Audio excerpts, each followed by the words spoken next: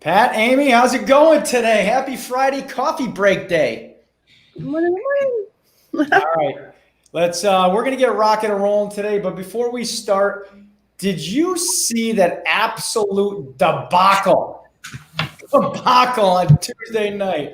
An absolute embarrassment. I think the best thing that come out of Tuesday, were the text messages I got and the memes I got from my buddies. One of the best ones ever was Canada probably feels like they live in the apartment above a meth lab right about now. I got a bunch of other ones, man. I'll share if anyone wants one. But anyway, I got a billion of them here. So anyway, let's touch upon that. Let's move on. So I didn't watch the debate intentionally, right? And I weeded through some other stuff. There's enough questions that's going to bring it up, so we don't have to go too deep into it. But I will say this, based on the questions that came in, same thing I remind you guys of every time we start these calls, but probably more so today than any, turn off your triggering mechanisms today, okay? Because there are some triggering topics, right, that we have to somehow talk about in a entrepreneurial way, so at the end of the day we somehow become bigger and better for them. But if you're triggered along the way, it ain't going to work out too well. All right, I got one more I want to share. Samuel L. Jackson. He said, the next presidential debate moderator. I said 2 minutes, mother effer. Yeah. All right, let's go. Let's rock and roll. Amy, you good with getting rocking and rolling? I just want to say I've decided to change my vote. So I'm voting for Elle Woods. If anybody doesn't know who that is, then you just don't know me. So I've just decided. Everybody said, well, it didn't decide their vote. It didn't change their vote. It changed mine. Good old Elle Woods. All right, let's rock and roll. With that being said, let's go right to the heart of it. All right, this is from Jim. Why are there so many wholesalers in the market that do not know what they are doing? I get at least 10 emails a day with new properties only to find out the person marketing it doesn't even have it under contract. Who the heck is teaching these morons? Amy, you want Well, the problem is nobody's teaching these morons, or they're taking like some, overnight class. I've got an echo. If y'all can hear that. So here's the thing. People are going to approach you, wholesalers who don't know the business, right? There are what I call hobby wholesalers, and there's like people who really use it as an exit strategy. People that don't even like the word wholesaling. Wholesaling is an exit strategy. It is not a career, right? It is something you deploy. So you're going to have to ask hardcore questions of wholesalers if you want to go that route. We put it on the map right away. Do you have title? Do you have this property under contract? Great. We'll even look up the tax records to see who's on title and say, oh, cool. So that means you're under contract with Mr. Smith, right? We really hold them to that. We don't want to move forward without that. But I will say there's a little silver lining. If you have a wholesaler come along that's offering you a property that actually maybe has some interest to you, and you find out in the process that they don't really have it under contract, they don't know really what they're doing, but they are actually maybe in direct contact with that homeowner, that might be a way for you to teach that wholesaler how to do the business. Really, it might be a teaching moment where you could actually end up creating an extra person on your team that will bring you deals consistently over time because you stepped in and helped and went direct to seller. So just want to say that. So cool. I'll add to that. I just want to give a couple of shout outs. We got Denise, we got Joe, we got Gary, Preston, Julie, Diana, Alex. What's up, Mr. Shuck? Let me touch upon that one. So we get this all the time. So we get probably about 5 new emails from kind of those jokers every single day. So the first and foremost, the thing you got to do is ask to see where the proof of funds is. First and foremost, say, listen, if you actually have, if you're bouncing back and forth with this stuff and you're getting inundated with all of this stuff, I'll give you a good example. So yesterday, we have a lot of competition because we're doing a lot of marketing right now, and we had a seller give us a call, and we knew that they were working with other wholesalers. Literally 2 minutes later, I get an email from this dude, right? From this wholesaler saying, hey, we got this property under contract. I knew they didn't have it under contract, right? So this is what's good. Just so you guys know what's going on behind the scenes, what you can do is go back to the seller and say, hey, seller, here's what's going on. This person is trying to shop your contract. You got a guaranteed deal with me. Ask this other person to put down a $10,000 non-refundable deposit. right? So what you're doing now is you're educating that seller on what to do with this other wholesaler, because you know this wholesaler is not going to perform, but you are. So that works very, very well. It's what you're doing is now you're educating the seller on what happens with these joker moron wholesalers. Pat, anything? Yeah, the question was, what's going on with all this? And here's the truth of it. In a good economy is like an insurance policy for morons, because it covers all of their stupid mistakes and all the shit that they're doing that's wrong, right? They can make a mistake and still make money. And, we saw this way back in 2003, 4, 5, 6, 7, that run when the economy got really good in real estate. Overnight, somebody does a deal, makes 30 grand, and tomorrow is an educator, right? And starts teaching somebody the one thing they did, even though what they did didn't really work, but the economy made it okay, and it worked out okay anyway. So now you have educators saying, hey, you don't even have to get a contract. Go out, find a buyer, tell them you got it under contract, then go back and get another contract on your agreed upon price, right?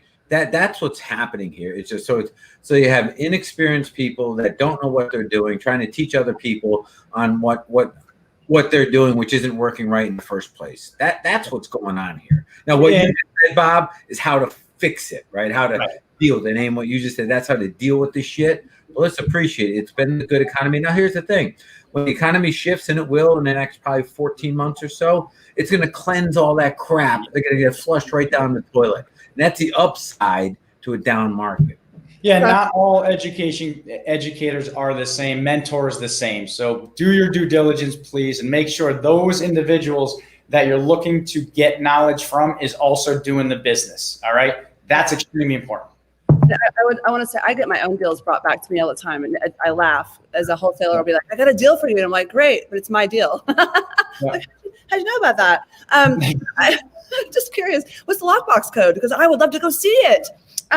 But at any rate, the more competition this has not changed. I feel in deja vu back to 07 a lot of things that are happening in the Atlanta market. But as far as the saturation of competition that doesn't really know what they're doing.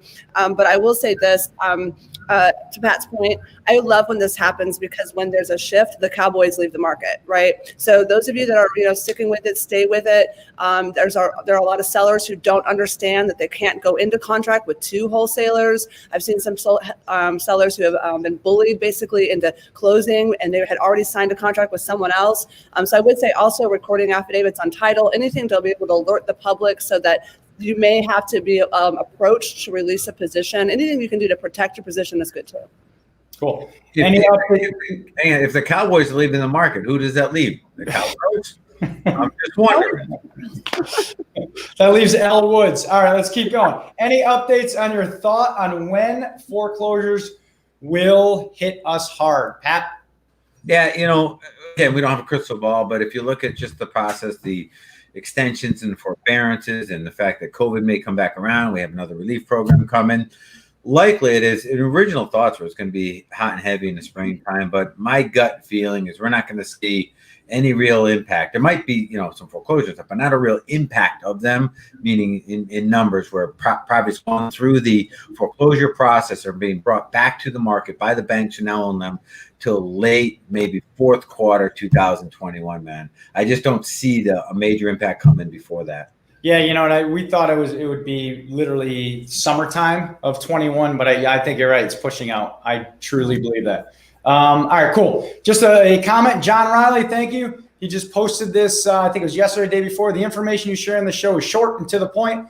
You honor your listeners' time by cutting through the BS and get the information out that I can implement in my business. Very, very cool. All right, let's keep going. Want to get your feedback. I'm looking to grow my rental portfolio, but heard that I should wait until the interest rates rise so the price of properties will go down. My goal is cash flow and not appreciation. I hope that helps. Pat, you want to go first? Yeah, and Amy, I want to hear what you have to say. That's just the stupidest advice you ever heard. That's moronic, because you just do the simple math, right? Say if you have a $150,000 property today, what if the price goes down to $125 a year from now? Or I'm just saying hypothetically, but interest rates are up 1%. You know how much more you're going to spend on that property over the lifetime of that loan? Not to mention cash flow, which is a function of the interest rate much more than it is the purchase price of the property. They're both part of the equation, but a point interest rate up versus 20 grand down in price, much more influential on cash flow. Amy? I absolutely agree with that. Go ahead, Amy. All right. Did you finish, Amy? Sorry.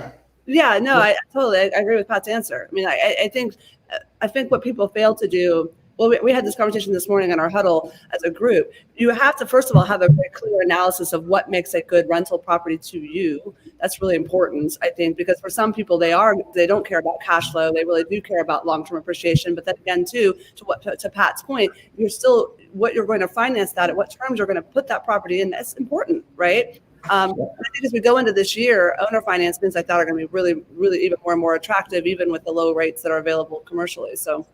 Yeah, and I think some of this is coming from maybe the question that you're asking is, should I invest in appreciation or cash flow, right? Because those are two different things. I had a call this week with Mike McLean with the Section 8 Bible, right? And we talked about different things on renting to Section 8 tenants, et cetera, et cetera. And we talked a lot about, when interest rates rise, guess what happens? Property values go lower.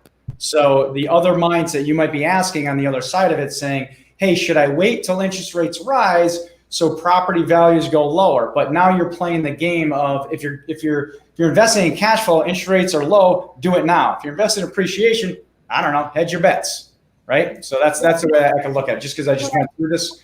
Go ahead. Yeah, I just want to add one thing. Equity is a phantom number. Okay, so if you're banking only on equity can be eaten by the market and shifts in the market. Yeah. It is an ebb and flow. I can control payment I make versus rents I get. And yes, rents can ebb and flow as well, but they're not going to ebb and flow like you're talking about with hedged appreciation, right? So I think that's important. Equity's gambling. Equity's gambling. Equity is eaten by inflation, and we're going to go into a enormous inflationary period over the next 10 to 15 years, right?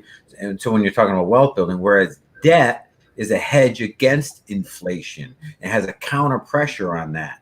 So it's a whole nother argument for getting debt, taking on debt on an income producing asset that's going to have a downward pressure of inflation on its actual value. So the takeaway is don't wait. If the cash flow is there, buy now. Buy now. All right. I've been looking at a couple direct mail companies and wanted to get some advice. I have one I'm very interested in that says they get the best data and have proven mail pieces that work. This company is triple the cost. And then the other company, I would need to supply both my own data and use their own letters or their templated mail pieces. What's your take on this? I could touch upon this first because, first of all, data is very, very important, but you have to start looking at it. Pat, you and I would talk about this all the time. It has to do with, the resources that you have, time versus money. Right. And we could talk about this for hours upon hours, but I'm huge on managed services, someone doing something for you so you could really spend your time on building your business. So if I'm going to give triple the amount of money, what I'm going to do is want those leads, obviously, to come back in. We got to track our marketing and then follow up and really look at each and every one of those leads to turn into profit. Right. So I think you really have to look at what time and money, and also you could split test. Split testing is extremely important, right? You use this one company at triple the cost, go on your own, get your own direct mail piece, pull your own list, and test it and see what happens. Amy? You really, honestly, you kind of covered the bases. It's not about which one do I choose. It's on you to test data and test what mail pieces work, period. Like there's no golden answer to that. There really isn't. I will say this, I might ask for some references, referrals from other people. Hey, have you used this particular course? What has been your result? Okay. And maybe ask multiple people in similar markets that same question, right? But ultimately you are going to try different varieties of data sources and different types of mail pieces until you seem to find something that converts the highest. And guess what? Over the career of your business, that will continue to be something that changes, and you have to constantly measure and go back and edit and change as you go. So that is a part of your business that's always has to be looked at.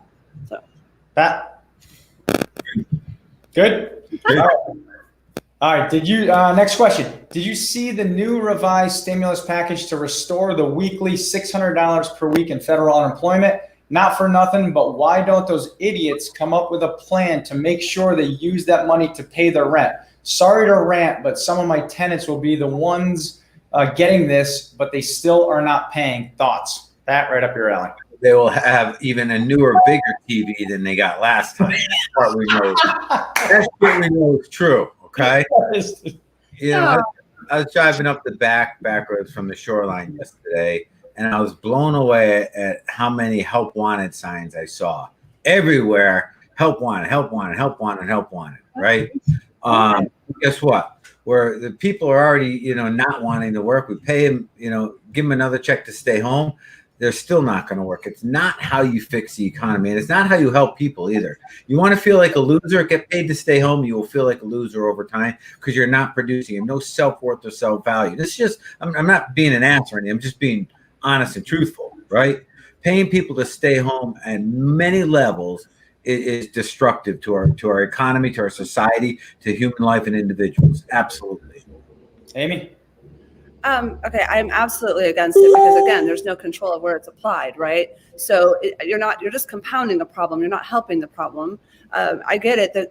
Yes, everybody's going to hate me for this. Yes, there's a small percentage of people that it probably does truly impact their lives positively to have that. But I think ultimately all it's doing is encouraging people not to be resourceful, not to go find something to do. I was just talking to somebody yesterday, talking about this, about the expectation that a lot of us have that eventually minimum wage will reach $15 an hour everywhere, right? It's people just don't want to work. And I have a job right now. A friend of mine has been trying to hire for 2 months for a $15 an hour job and can't get anyone to want this job. And so it blows my mind that we're continuing to allow people to not get resourceful. Yeah. All right. We'll keep going on with that one. Monique, we just started using your VA last week, and we are only getting leads that want retail price for their homes. What do you suggest we do in order to get better leads where we can buy below market in order to add value and flip for a profit? So I'm taking it you are a rehabber. Here's what I can take away from that. So we do cold calling, we do text messaging, we do direct mail, right? We just got 5 leads in yesterday for cold calling. 2 of them were good. 3 of them wanted retail. It's part of the game. You got to weed through them. One of them wants $50,000 for their house, which is a rehab. Fantastic. So here's what I would recommend. Marketing is consistency. Eddie Bodkin, one of my buddies, I think Eddie might be on this call, started using our managed service, $50,000 first month. So when I start looking at that, you say, okay, if the service costs X amount of money, you just got 2 years worth of free marketing in the first month. Is that the norm? Heck no, right? We don't know. It all depends on what list you use, what skip trace company you use, because data is extremely, extremely important. So what I would do is also look at each and every one of those leads. And here's another thing. I'm just going to go off a little bit on a tangent. This also has to do with sales training and how good your acquisition person is on the phone. I know, Pat, you're chomping at the bit to go there. So that's exactly where I was going to go, Bob. Because go ahead. You take it from there, because this is important. So easy to blame the lead source. Now, let me ask everyone who's on this call, doesn't every seller want full value for their house? The answer is yes. Why wouldn't they? Just like you or I do, right? And until we actually can get into their space a little and contrast what they want with what they need, which is a salvation to their real problem, there's no gap between the two.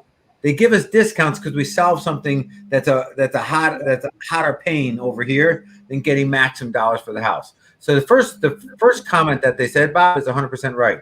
All your leads are producing sellers that want full retail value. Well, no shit. We all want full value for anything we sell. But it's your job to get into why they're selling, the pain. Now, if they don't have a real reason to sell, a big enough push, then you're right. They're not a motivated seller. The problem isn't that they want full value. It's that they don't have the motivation behind them. But there's a lot that have the motivation, but you don't have the expertise or the skills or the patience to get to it, to do your job on the acquisition side, to reveal the contrast. You got to paint the picture between heaven and hell. And the better you do that, the more likely you are to get a great deal on a property, provided the motivation is there.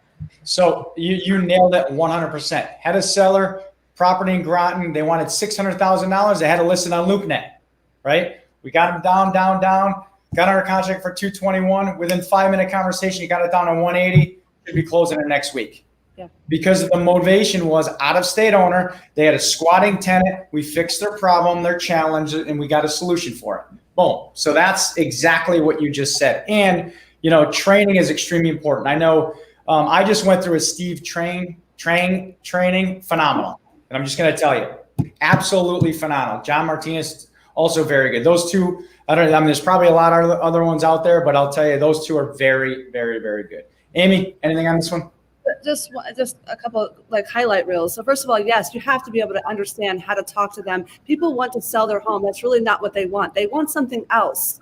Whatever selling that home will create for them next, or solve for them. That's what they want. That's what you have to find out what that is. And once you find out what that is, that's your master key for the rest of your conversation, and even throughout the negotiations all the way to the closing table, because you can keep them focused on the problem that you're solving, or what it is that they want, or what it is that they're going to do next for their lives when they sell that property, right? And motivation is a 180 degrees, right? So by the way, too, guys, when you call someone, they may not be really motivated right now, but if they took the time to talk to you on the phone, there's some motivation there. And so you've got to have a good nurturing process as well, so that if you still don't get them to come down to where you need to be, and they're still not extremely motivated in those initial calls, they may be when life changes down the road. So keep them there. And then for those of y'all listening that have a license, listen, some of those guys that need to go retail, that's why you want to have a license yourself, or someone on your team, where those can be pushed through on a retail end, and you still monetize that lead cost.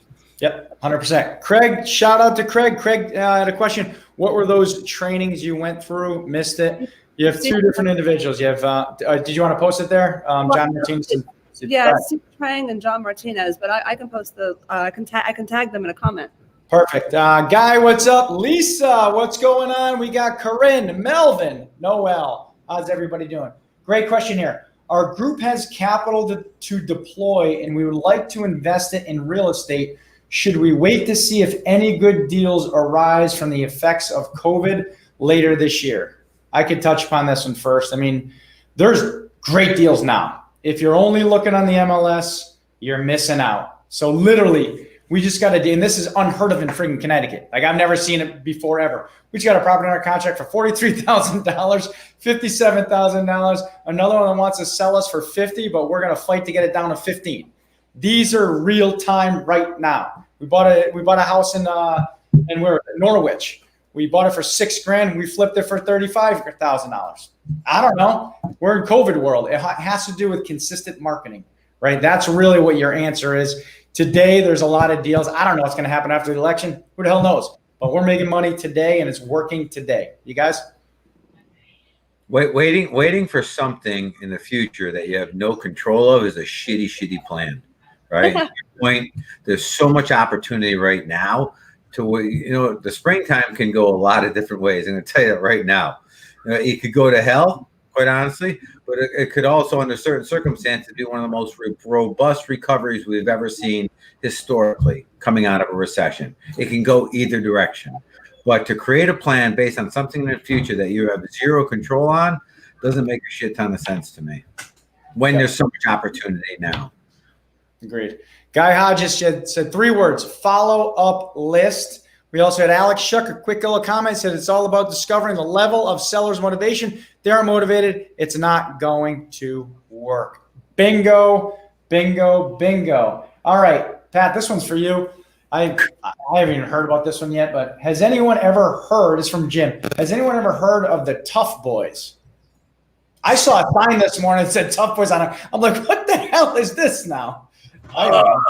So I didn't watch the debate the other night, but the next morning there's all this bullshit about Trump not denouncing the Tough Boys. So I had to go look in who the Tough Boys are. And the best I understand is they're a chauvinistic male group made up of all different races of people that seem to be giant assholes. That's the best way I could describe them. They're being positioned as racist, but if they're all mixed races, I don't know how they're racist, but I don't know. But this I do know. No one knew of them or talked about them or even knew these worthless little pieces of shit existed until this debate, when somebody decided to give them the largest platform in the world to be announced. So if I'm then, whoever, I don't even know who brought their name up. I'm saying thank you, right, for marketing us worldwide. Thumbs up. We're now on the radar screen. I still don't know who they are. I don't either. Amy, I got nothing on this one. I really don't. I mean, I have my opinions. I actually watched the whole debate. A lot of people are like, why could you do that? I had to hold my ears for a lot of it because I was like, the mom in me wanted to slap somebody and put them in the corner. But I wanted my kids to also hear it and a little bit of it because I thought it was a very historic event. I think this will go down in history, like the Kennedy, in 1960 and Reagan. Like I think that was a debate that we need to note in history, right? But yeah, when that question got asked, I really feel like there was just so much going on that I don't think he even really heard what he was answering, or that I don't know. It was just, yeah, it's a debacle. All right, cool. Let's keep rolling. Run with that hard, and the Black Lives Matter. A lot of friends that are very big supporters of BLM, they are all over that Proud Boy thing. So there's a ton of news out there, guys. I don't know. We couldn't tell you what. I just say pay attention to real estate, start making money, and buy and hold and long-term wealth. Or no, yeah, to pay no attention to it. That's what Tom and Olson and I were talking about last night. We're like, he asked a question on Facebook. He said, when we heard that the president had COVID or whatever, is that going to affect your business today? I loved that question because I'm like, it shouldn't affect what you do today. Like, don't focus on anything that has nothing to do with what you need to be doing, period. So you brought up Tom Olson. So this is a question that just came in from Jane. It says, I hear you guys bring up masterminds a number of times on this call. What would you recommend as the first steps to finding one that fits my expertise? I have 125 doors, and my focus is the long-term buy and hold strategy. Amy, you want to take this one first? Yeah, I would say, I'm not going to list out specific masterminds. What I'm going to say is to find people like yourself that have those similar goals and ask which masterminds they are a part of. And then if you go and talk to a couple of the masterminds, they always have an intake guy you can talk to who will really tell you the gamut of who attends their masterminds, right? So you can find a place where you're going to be challenged and it's going to be fit the niche of where you're going. Although I will say this too, when it comes to rentals, what I have found at some of the highest level masterminds, the majority of the people sitting there, one part of their diversified business is that they own a number of doors, right? Like that's just part of it. So that's wealth building through real estate. And you'll find that at almost every mastermind. Yeah. Pat, any feedback there? Just going and know what it is you want out of the mastermind, because just going to one doesn't necessarily do anything for you. So be clear on what it is you want from it. Yep, good point. You touched upon everything I was going to say there, so let's keep rocking and rolling. I'm stuck in analysis paralysis trying to get my first deals from Jamie.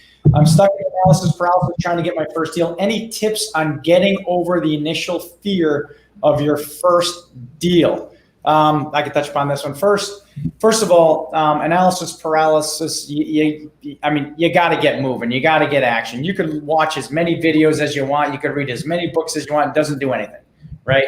Number one, know your market. And number two, start marketing on a consistent basis every single week. If you're going to do text messaging, text message every day, Monday through Friday. If you're going to do cold calling, text message Monday through Friday. If you're going to do direct mail, do once a week on a consistent basis. Before you know it, leads are going to be coming in. You're going to pay for these leads and you're going to be looking at them and you're going to have the devil and the angel saying, you better make an offer because you're wasting money, right? So push yourself to freaking get those leads and make an offer on every property. Who gives a shit if it's 50% of the value? You will now get into the rhythm of making offers. You guys? Yeah, go ahead, Ames. Well, there might be a belief issue. I'm just being honest that there may be some fear coming from a non-belief in what you're doing. So I'm just going to call you out. Whoever asked that question, you probably want to go do a little look in the mirror on the front end of that. But I would say, if you're protecting yourself in the way you write the offer, then with due diligence or an inspection period in most states, whatever it's called differently in different states, that will protect you. So just make the offer so that you go through the experience of going through negotiating offers, right? There was a good quote one of my team members brought me the other day because he knew I'd like it, which was, a lot of times we're perfectionists and procrastinate because we want to know everything first. And so we don't do it because we know enough, right? But the problem is if you never do anything, you'll never have. So like on that be, do, have thing, well, I can believe it all day long, but if I don't take action, I'll never have. So you sometimes just have to go ahead and, jump, just jump and then figure it out as you go. Yeah. I appreciate that the analysis paralysis it's an avoidance mechanism to avoid a fear of loss, failure, fear of the unknown, all of those fundamental fears that we have when we're in a state of uncertainty. And I'll just refer back to Ford and his engineers when they're producing their first car. Ford said that if he relied on his engineers to tell him when the first car was available for sale, they would have never sold a single car because they always found something else that needed fixing or correcting or doing. Ford finally said, stop, I'm taking that one, drug it out to the sales floor. He said, I'm going to now let the consumer tell us what we need next. And now apply this to our business. Taking an action, whatever that next action is, getting away from the analysis paralysis and actually doing something is letting the consumer tell us what we need next. You do something, you'll get feedback. You may totally screw it up, but now at least you can focus your energies on your weaknesses and not just this endless loop of study. And that's how we learn and grow, through the application, not through the study side. Yes. Perfect. All right, another question. Any thought on how to inspire my teenager? She's really struggling with all of this going on and is now fighting bouts of depression and even caught up in drinking. I feel helpless as a parent. Not real estate related, but Pat, right up your alley, dude. Yeah, because there's a lot of this going on. I consult with some of my kids' friends over this stuff, right? Us as parents are in a tough spot here, right? Because kids are social. They can't deal with the emotional sways. Teenage girls, even worse, right? One thing we have to appreciate, and this brings in that idea of social media. Social media had a much greater negative impact on little girls than it did on little boys. And it has to do with the way we use emotion. Little boys, you and I have a problem on the playground. What do? We physically address it. Even if it's just kind of chest back, shoulder up, pushing each other, but we address it. And then 2 minutes later, we're buds, Girls, the female energy uses emotions differently. Emotions are an ammunition and they attack each other with it. The social media has given them a way to weaponize the ammunition and constantly attack each other. And now when we're isolated from our protected peer groups that support us, right, now we're being attacked all by ourselves. So this stuff goes pretty deep. And as parents, man, number one, we got to step into a space maybe we're not comfortable with, and get into their lives a little and appreciate that they do not have the wisdom, knowledge, life experience to address this level of stuff, right? It's not an easy game, and I wish I had better answers for you. All I'll tell you as parents, you can't sit back and say, oh, we did the same kind of stuff and we came through with just fine. Bullshit. It's different now. We as parents have not lived through what they're living through, and to step aside and be the parent that say, oh, they'll be just fine. You're doing your child an injustice. I'm not telling people how to parent. I'm waving the flag at what a threat this is right now. Yeah, well, you got 2 daughters, so I got 1 daughter, so it's kind of one of those things. Amy, anything there? I just want to say my boys, actually in my situation, my boys were the ones most deeply impacted. And Callie's special. Callie doesn't get affected the way the boys do, but it's been really, really rough on them. So cut off social media and all that bullshit. We got James said parenting is not a spectator sport. We got Steven dealt with this with our teen as well. Joe, very true, Pat. Melvin. Yep, thank you, Melvin. We got Brian Givens as well. Let's keep rocking and rolling, but it's definitely a tough thing for every parent. And you see, it's not just the social media. I just brought that up because it's such an influential tool. And when kids are isolated alone, they don't sit there and do nothing. This engages them, right? So that's why it's such a threat. But if we step aside that conversation altogether, we have to appreciate kids need meaning and they need significance. So if you're going to focus on one thing as a parent, it's giving your child significance. And significance is very simple.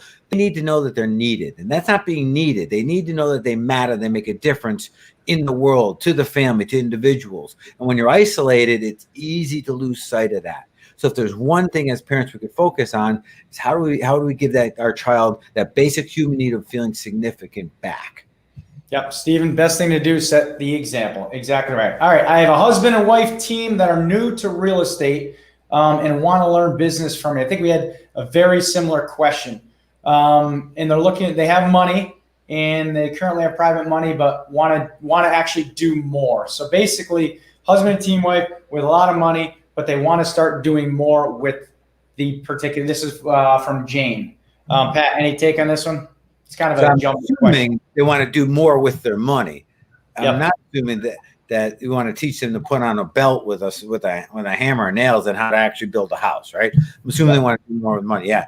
The great opportunities out there, right? And me right now, I favor the assisted living space because it's got a solid 30-year run. It's only going to get better every year. There's so many different levels to get involved, depending on how you physically, you person want to get involved. But everything from you can be an operator you could be the real estate owner, you could be the real estate owner and the operator, or you can stand on the outside and be the financer into this space. There's so many different levels of engagement. It's such a safe spot for your money. So I favor that right now. Yeah, and earn while you learn. If you don't have time to be a coach, a mentor, etc., and they have money, just use it per deal and walk through the deal with them. It's not going to take any more time out of your day, and give them 10% return on it. I don't know, Amy. No, I think you guys covered that really well. All right. Will we be able to rely on the Burr method going into this year? I'm reading conflicting articles on this subject, and if cash out refi products will still be around. Do you see those products drying up or terms changing drastically over the next year? I mean, I see them sticking around. I mean, interest rates, there's talk about interest rates staying the same through 2023, and banks make money by lending money and refining and all that kind of good stuff. So I don't know. That's my take. You guys? The cash out part will end as soon as our housing prices plateau or start coming back down. That will be the end of that. Yep. The cash out refi. Amy, anything else on that one? Yeah, well, I said the products aren't going to go away, but they said our terms are going to change. Yes, and terms are already changing. So percentage that they're going to loan on the value, gross rents percentages, some of the lenders are ticking up on that where 1% is not sufficient enough. There are lenders who are trying to grade the quality of the tenants on the property, which I don't think that's going to stick from a legal standpoint. So terms are changing, right? But right now, there's still some good products out there. A couple of our team members were actually able to get their refis done this month. Really, really excited. Celebrated those wins yesterday. 4.9% on one of them. So the products are there. They are just going to change. Yeah, so basically the Burr, our refis are always going to be there. Of course they are, right? So, all right. Good morning. I am primarily a rehabber in Western Michigan market, and I was wondering how long the average time to get a deal is for an investor that starts cold calling. I mean, that is a tough answer because just like one of the questions we had before, cold calling is one mechanism, right? And it all depends on how you make money off of those leads. This is the way I look at it. You have a tool belt down. If you're a wholesaler, just a wholesaler, it's going to be tougher to make money on any lead source, right? If you only have you're a one-trick pony. If you're a wholesaler and a rehabber, guess what? You have more opportunity to make money than just a wholesaler. If you're a wholesaler, rehabber, and buy and hold specialist, now you have more opportunities to make money. And to that, a realtor on top of those, 1, 2, 3, 4. Now you can run the gamut on making money off of almost every single lead. So it has nothing to do with cold calling. It has nothing to do with how quick you can get a deal.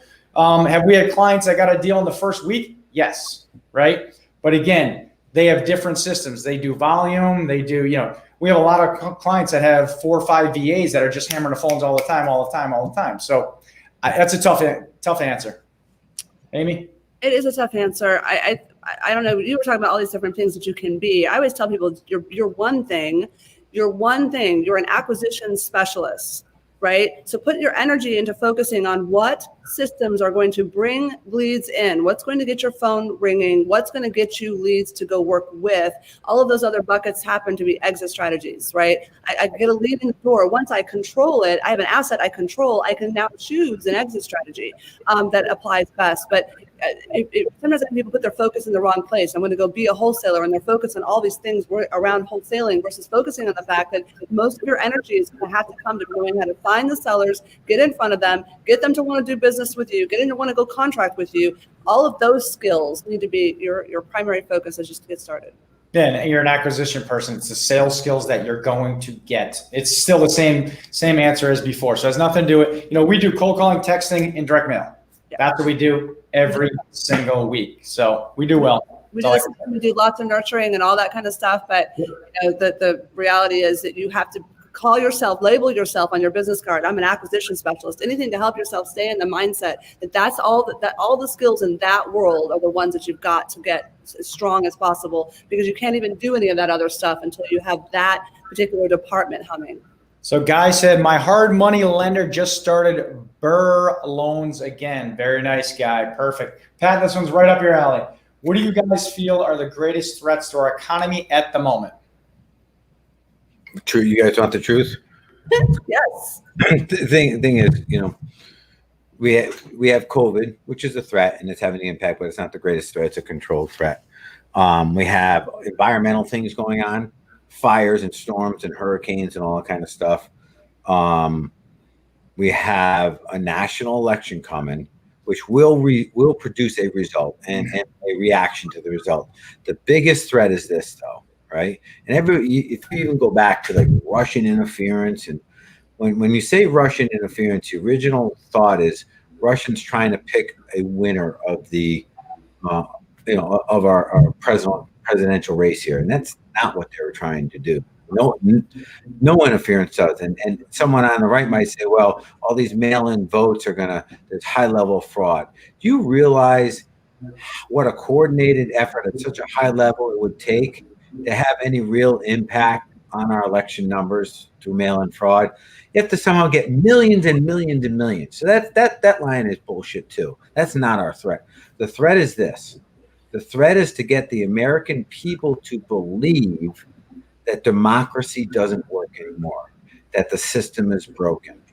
And that is what we're up against. And that is a legitimate concern right now. So when we come out of this election the next morning, if one side believes that the election was stolen from them, that the system broke, we're going to begin a deep, dark dive. And I don't know where it goes or how deep it goes, man.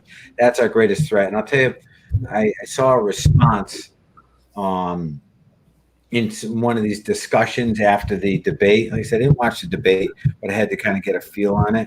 And the response was, if you're voting for Trump, you are the enemy. And all I'm thinking to myself, okay, you just lost. That person has been conquered, because that's for those who want to see our country fail, that's exactly what they want to see. They want to see us to see each other as the enemy. They don't want to see that, Amy, that you and I can have opposing viewpoints and still appreciate and respect each other for the fact that we think differently than one another. That is the fabric of our country, freedom of thought. And that's what we've celebrated. And now, because you're different than me in thought, you become the enemy. That's the opposite of what the entire flag stands for.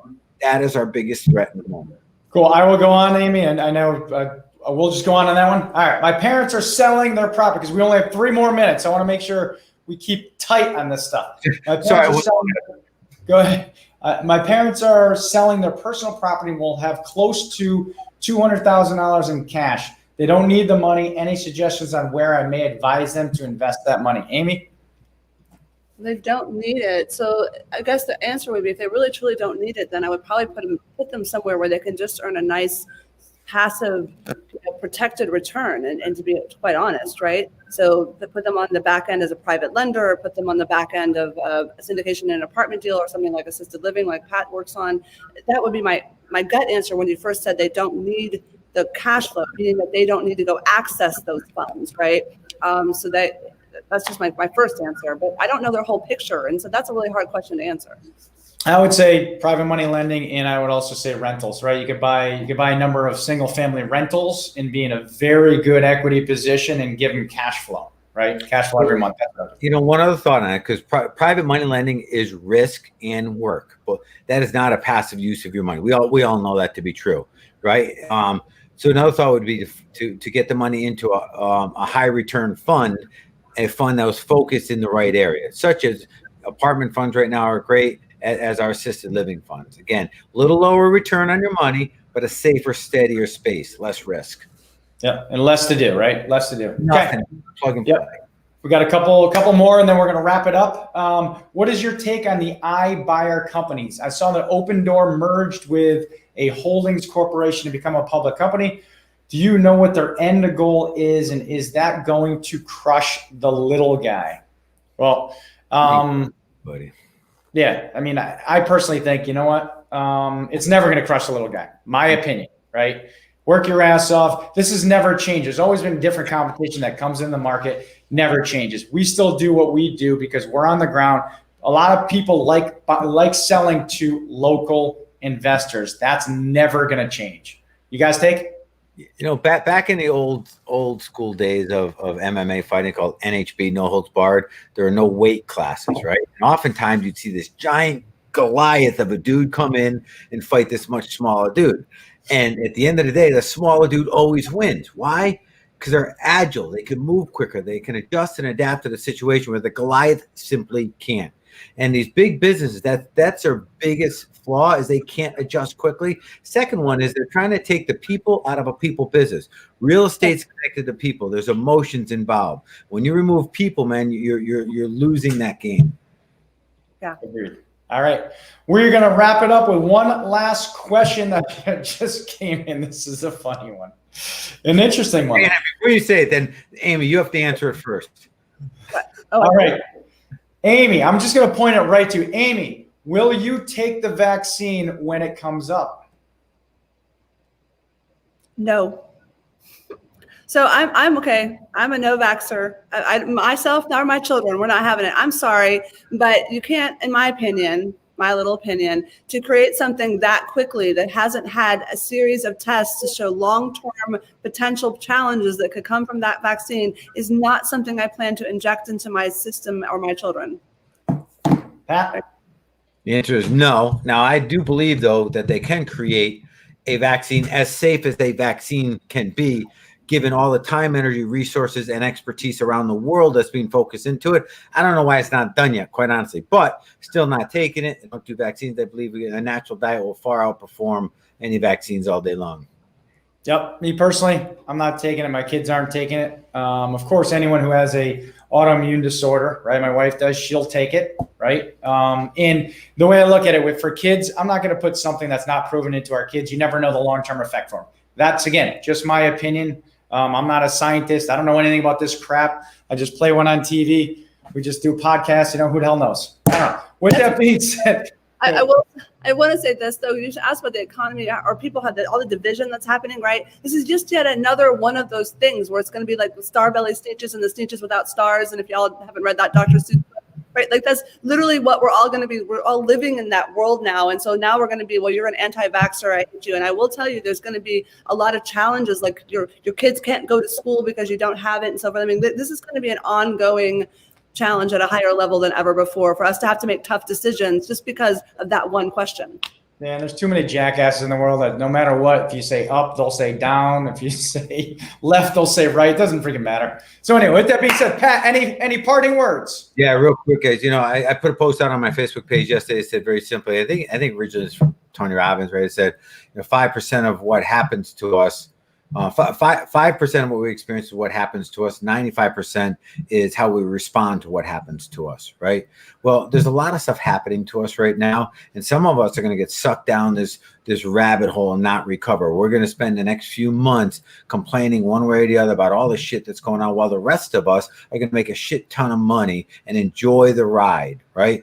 So you guys are in the latter part of that group. You're here, no doubt. Your eyes are up, your ears are forward, your chin's down. Don't get caught up in the hype. No matter who's president, you can still make a shit ton of money. No matter which way COVID goes, you can still live happy every day, right? Don't get caught up in it. Do your job. Stay focused on the things you can control and stay away from the rest of the garbage. Great parting words. Everyone have a fantastic week. Friday coffee break unfiltered. Thank you, everybody. We'll see you guys. Peace. Peace.